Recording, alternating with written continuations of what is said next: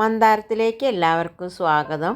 ഇന്ന് ഞാൻ ഉണ്ടാക്കിയിരിക്കുന്നത് നമ്മുടെ യൂട്യൂബിൽ വൈറലായിക്കൊണ്ടിരിക്കുന്ന സവാള അച്ചാറാണ്. ഞാനതൊന്ന് എല്ലാവരും ഉണ്ടാക്കിയിട്ട് കണ്ട സമയത്തൊന്ന് ഉണ്ടാക്കി നോക്കിയത്, പരീക്ഷിച്ച് നോക്കി. നല്ല ടേസ്റ്റായിട്ടാണ് എനിക്ക് തോന്നിയത്. എല്ലാവരും ഇതൊന്ന് പരീക്ഷിച്ച് നോക്കണം. കുറേ പേര് ഇതുപോലെ ഉണ്ടാക്കിയിട്ടിട്ടുണ്ട്. അതുപോലെ ഞാനൊന്ന് ചെയ്തതാണ്. അതിന് വേണ്ട സാധനങ്ങൾ: സവാള എടുത്തിട്ടുണ്ട്. ഒരു 4 സവാളയാണ് ഞാൻ എടുത്തിരിക്കുന്നത്.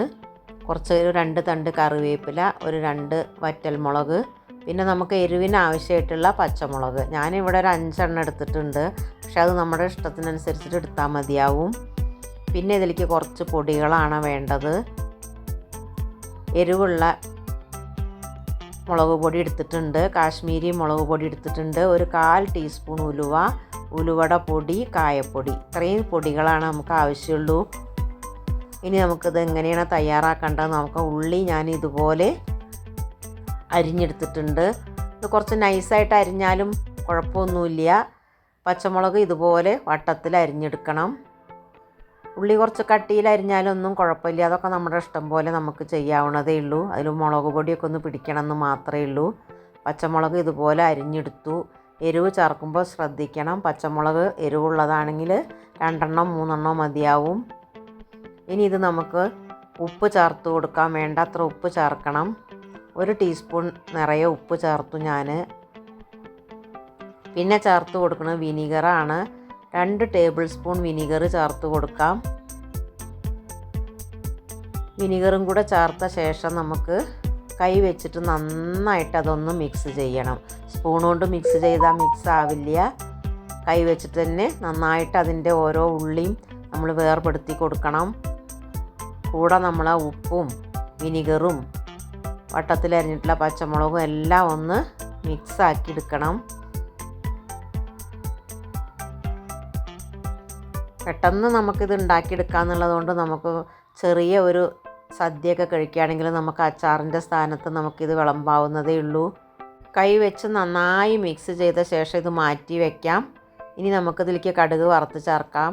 അതിന് വേണ്ടിയിട്ട് ഞാനൊരു പാൻ അടുപ്പത്ത് വെച്ചു. പിന്നീട് നല്ലെണ്ണയാണ് ഒഴിച്ച് കൊടുക്കണം. നമ്മൾ അച്ചാറുകളിലൊക്കെ നല്ലെണ്ണയാണല്ലോ ഉപയോഗിക്കുന്നത്. അതുകൊണ്ട് ഇതിന് ഞാൻ നല്ലെണ്ണയാണ് ചേർത്ത് കൊടുത്തത്. ഒരു 2-2.5 ടേബിൾ സ്പൂൺ എണ്ണ ഒഴിച്ച് കൊടുത്തു. എണ്ണ കുറച്ചായാലും കുഴപ്പമൊന്നുമില്ല. എണ്ണ നന്നായി ചൂടായ ശേഷം ഉലുവ ചേർത്ത് കൊടുക്കാം. ഒരു 1/4 ടീസ്പൂൺ ഉലുവ ചേർത്താൽ മതി. കാരണം നമ്മൾ ഉലുവയുടെ പൊടി ചേർക്കുന്നതുകൊണ്ട് ഉലുവ കൂടുതൽ വേണ്ട. കൂടുതലായാലും എന്തായാലും കയ്പ്പ് വരും, ഉലുവയും കായൊക്കെ. അതുകൊണ്ട് പാകത്തിന് ചേർത്ത് കൊടുക്കണം.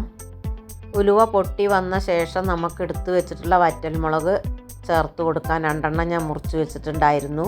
അത് ചേർത്ത് കൊടുത്തു.